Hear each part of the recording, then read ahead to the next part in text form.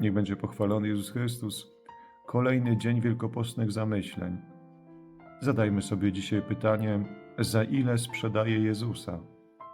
Za święty spokój, za akceptację grupy, a może za chwilę przyjemności?